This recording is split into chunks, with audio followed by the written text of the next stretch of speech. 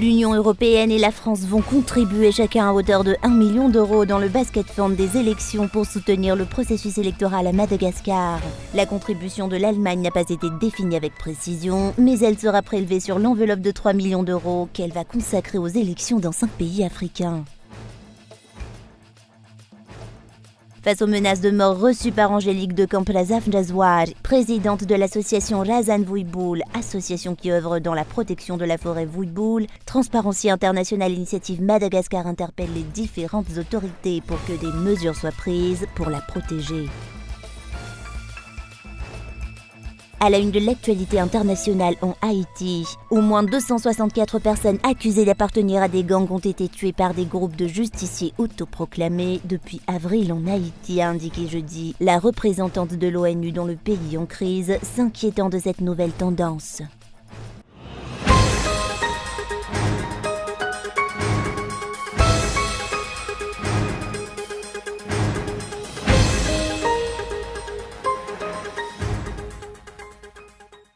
L'Union européenne et la France vont contribuer chacun à hauteur de 1 million d'euros dans le basket fund des élections pour soutenir le processus électoral à Madagascar. La contribution de l'Allemagne n'a pas encore été définie avec précision, mais elle sera prélevée sur l'enveloppe de 3 millions d'euros qu'elle va consacrer aux élections dans 5 pays africains. L'annonce a été faite hier au siège de la CENI, la Commission électorale nationale indépendante. D'après le représentant résident du PNUD, la contribution financière de ces pays au basket fund servira à soutenir l'élection présidentielle, les municipales et les élections législatives. Le basket est aussi composé de 3 composantes, notamment concernant l'espace, l'appui à l'espace civique et démocratique, notamment l'appui au dialogue. 2. Sur la participation inclusive, notamment des femmes, des jeunes et des personnes vivant avec handicap à ce processus des 3 élections. Et tertio, une composante sur un appui aux opérations électorales pour les 3 échéances. Donc, en ce qui concerne ce que les 2 millions d'euros et au-delà de cela, la contribution de l'Allemagne qui sera éventuellement plus claire, l'idée est dans un panier commun, c'est que les dépenses qui sont prioritaires seront couvertes d'abord. Donc, au fur et à mesure, avec l'évolution du processus, l'argent rentre, ça appuie les activités qui sont actuellement en cours, y compris le dialogue, comme vous le savez tous. D'après les explications du président de la CENI, le budget alloué aux élections a été revu à 80 milliards d'ariars contre 143 milliards d'ariars initialement. 70 milliards d'ariars figurent dans la loi des finances 2023. Cette révision à la baisse du budget est expliquée par un montant de 45 milliards d'ariars alloué à l'achat de différents équipements lors de la refonte de la liste électorale et qui peut être réutilisé pour les élections à venir, ainsi que par la participation des partenaires techniques et financiers dans la formation et l'éducation citoyenne, qui figurait dans le budget initial de 143 milliards d'ariars.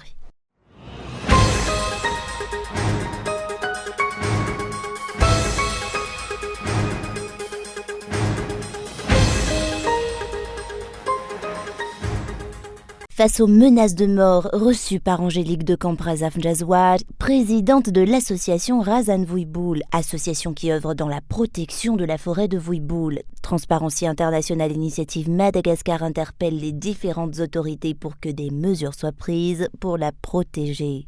La forêt de Vuiboul a fait l'objet d'actions de destruction et des chasses aux lémuriens y sont menées. Donc on a reçu une alerte selon laquelle Madame Angélique de Camp, qui est la présidente de l'association Razan Vuiboul et des communautés de base protégeant donc cette forêt de Vuiboul, aurait reçu des menaces de mort à son domicile. Et donc, nous essayons de mobiliser toutes les parties prenantes, aussi bien nationales qu'internationales, pour assurer sa protection. Nous savons qu'elle va porter plainte officiellement contre cette énième agression à son encontre. Mais en attendant, nous appelons vraiment les autorités nationales à prendre des dispositions, ne serait-ce que pour la protéger, sécuriser son domicile contre ces éventuelles attaques. Ce n'est pas la première fois qu'elle subit ce type d'attaque. Elle a subi de nombreux harcèlements judiciaires, des plaintes infondées. L'un de ses compagnons patrouilleur dans la forêt de Vuibula a même été assassiné l'année dernière sans qu'il ait eu des mesures prises au niveau de cette affaire-là. Donc nous exhortons vraiment tout le monde à prendre leurs responsabilités pour qu'un drame ne survienne pas. Jusqu'à maintenant, la proposition de loi sur les lanceurs d'alerte est restée en suspens au niveau de l'Assemblée nationale. Elle lui a été adressée en octobre 2022, mais elle est restée sans suite d'après Transparency International. Nous savons que le gouvernement a déjà transmis ses observations à l'Assemblée nationale à ce propos, mais on n'a pas plus de nouvelles au-delà de cela.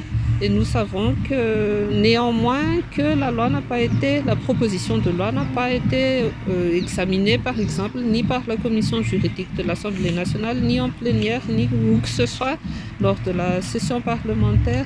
De cette dernière session parlementaire. Donc, nous attendons, nous n'avons pas d'autres informations pour le moment, mais nous réitérons cet appel aux autorités et soulignons l'importance de cette loi parce que les cas de violation et de menaces, d'intimidation à l'encontre des défenseurs des droits humains, surtout des défenseurs environnementaux ou anticorruption, se multiplient. Et il ne faudrait pas qu'un autre drame survienne pour que nous nous mettions à bouger. D'après le ministère de l'Environnement et du Développement durable, des investigations sont en cours concernant cette affaire et des mesures seront prises. Mais force est de constater que ce cas n'est pas un fait inédit. Les attaques envers les lanceurs d'alerte se multiplient quand ces derniers déjouent les intérêts de certains milieux.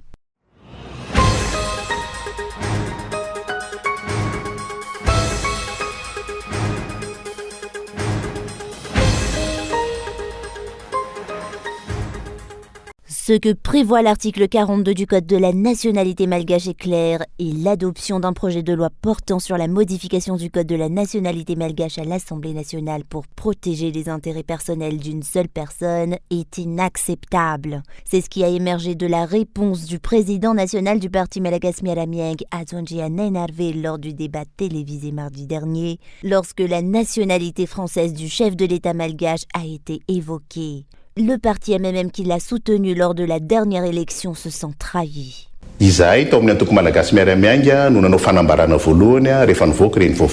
Nous, les membres du parti Malagas Miaramieng, étions les premiers à avoir publié une déclaration dès même la publication de cette nouvelle. Cette vive réaction avait un sens. Nous étions totalement choqués et nous avions clairement mentionné dans cette déclaration que nous lançons un appel au président de la République pour qu'il fournisse des explications à la population malgache en ce qui concerne les débats juridiques et autres dont vous parlez. Ce que la loi prévoit est clair. Cette loi a bien évidemment été rédigée en français. L'article 42 a été rédigé en français. Teny français mazava ho azy le lalàna. Article 42 zany teny français no voasoratra ao. Modifier le code de la nationalité malgache à cause de la nationalité française de l'actuel chef de l'État malgache est impensable et inacceptable selon le président du parti Malagas Miaramieng. Les lois ne sont pas faites pour défendre les intérêts d'un seul individu. Potika tanteraka ange zany le androm-panjakana atao hoe filoham-pirenena. Ary zay ny fototra ty tsy fandrosoany ty Madagasikara ty ny fahampiten'ireo androm-panjakana. Pourquoi détruire un par un les institutions pour servir des intérêts personnels? Je le prends ainsi, étant donné qu'au vu de la situation actuelle, qui d'après vous est la personne que ce projet de loi protégera, la modification de cette loi servira donc à défendre les intérêts personnels d'une personne ou deux. Or, après un an de débat pour la mise en place d'élections libres et transparentes, aucune initiative de ce genre et aucune forme de concertation n'a été orchestrée afin d'éviter une prochaine crise qui pourrait faire régresser la nation. J'ignorais que lorsqu'il est question de défendre les intérêts personnels d'un seul individu, la loi peut être examinée. Andamina zany satria sao dia miteraka korotana ka tsy mampandroso amin'ny Madagasikara. Aiva izy ity rehefa tombotsoan'olona manokana zany dia afaka dinihana le lalàny. Hormis le président national du parti Malagas Miaramieng, de nombreux présidents de partis politiques, des juristes, la société civile et autres, ainsi que des organes de presse étrangères, ont dénoncé la nationalité française de l'actuel président de la République de Madagascar.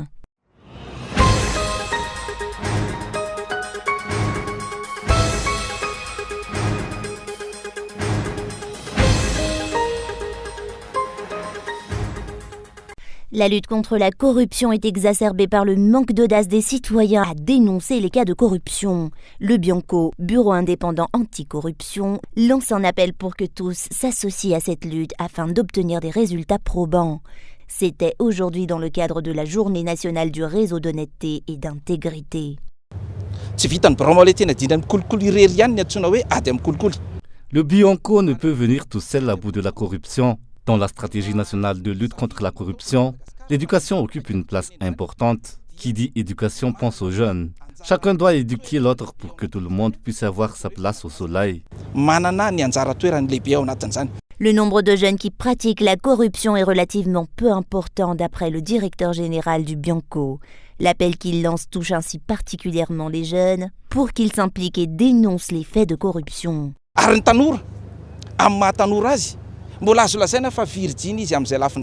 Nous osons affirmer que les jeunes sont les moins corrompus. Ce sont les adultes plus âgés qui sont corrompus. C'est là que l'éducation mutuelle intervient. Les jeunes peuvent interpeller leurs parents en leur demandant si le train de vie qu'ils mènent correspond vraiment à leur rentrée d'argent. Pour plus d'efficacité, le Bianco a fédéré des jeunes pour qu'ils s'associent à lui dans la lutte contre la corruption.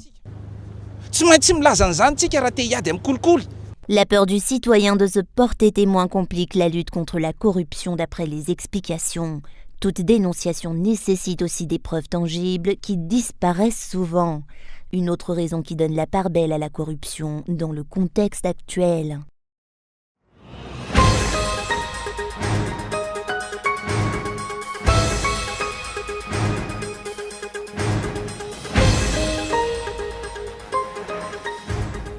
Près de 29 acteurs de l'agriculture et de l'élevage du district d'Ambuja-Chim participent au Festival de l'agriculture et de l'élevage qui a ouvert ses portes aujourd'hui à Ivatu. Les produits biologiques occupent le devant de la scène. Le marché est secondaire pour nous. Le plus important reste l'environnement. L'environnement se base sur 3 choses. Dans la terre, l'être humain et la durabilité des choses. En tant qu'éco-village, nous nous basons sur cela. De nombreuses foires et festivals sont organisés ici et là, c'est bien, mais nous nous démarquons en tant que jeunes d'Ambuja-Chim qui s'adonnent à ce type de production originale.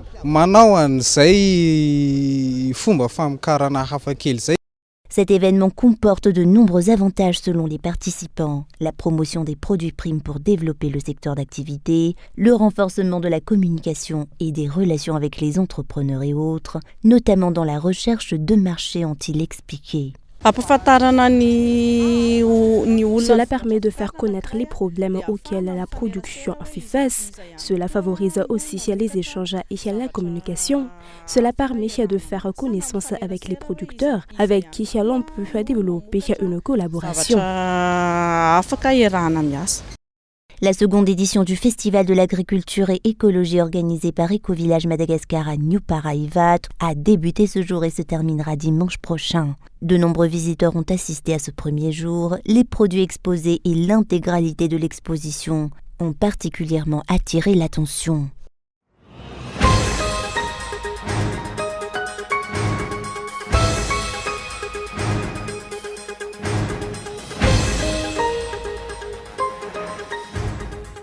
Les difficultés que vive la population proche des aires protégées figurent parmi les premières entraves à la protection de l'environnement. De nombreux points doivent aussi être soigneusement étudiés pour la préservation de l'environnement à Madagascar, selon un responsable de WWF Madagascar. Cette organisation non gouvernementale œuvre dans ce domaine depuis maintenant 60 ans.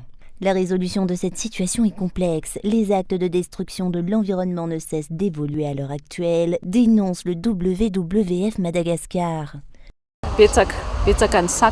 De nombreux obstacles sont observés, notamment dans les zones reculées de l'île où la pauvreté prévaut. Nous devons ensemble examiner ces cas de près. Lorsque la population est pauvre et qu'elle n'a rien à manger, elle n'aura pas le choix. Elle ira forcément dans la forêt pour l'exploiter et trouver de quoi manger.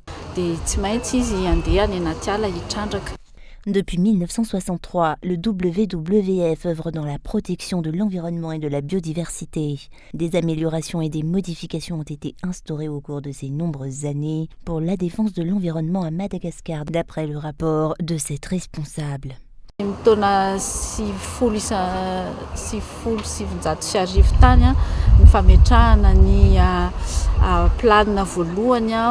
L'instauration du premier plan d'action national environnemental s'est fait vers 1990. La Fondation pour les aires protégées et la biodiversité de Madagascar a participé à la mise en place du Madagascar National Parks. Elle a aussi participé à l'extension des aires protégées.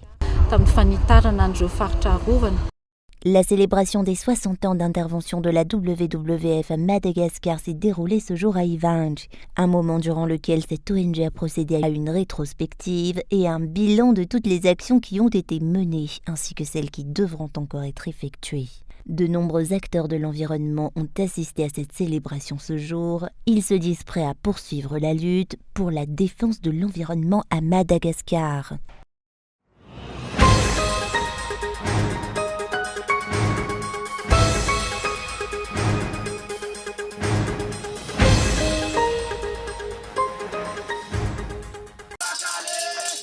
Un phénomène nouveau et inquiétant. Depuis quelques mois, des groupes d'autodéfense se forment un peu partout sur le territoire haïtien. Leur objectif, éliminer les membres des gangs qui ont la main sur des pans entiers du pays. Jeudi, la chef du bureau haïtien des Nations Unies a alerté le Conseil de sécurité. L'apparition de groupes de justiciers autoproclamés ajoute un nouveau niveau de complexité. Depuis avril, le Bureau des Nations Unies en Haïti a comptabilisé au moins 264 membres supposés de gangs tués par ces groupes. Des exécutions extrajudiciaires qui font craindre le pire aux autorités haïtiennes. Depuis plusieurs années, des groupes criminels font régner la terreur au sein de la population. Leurs membres multiplient les assassinats et les enlèvements. Depuis octobre dernier, le Premier ministre Ariel Henry réclame une force d'intervention internationale pour aider la police à rétablir l'ordre. Un projet encore au stade des négociations, selon le chef de la diplomatie américaine. Nous sommes en pourparlers très actifs avec des pays de la région et d'ailleurs. Il s'agit en partie de s'assurer que les pays s'engagent à jouer un rôle important dans cette force, en particulier en identifiant un pays qui jouerait le rôle de chef de file. Mais pour l'heure, aucun pays ne souhaite endosser une telle responsabilité malgré les appels répétés d'Antonio Guterres. La semaine dernière, le secrétaire général des Nations Unies s'est rendu en Haïti pour affirmer son soutien à une population en proie à la faim et aux maladies.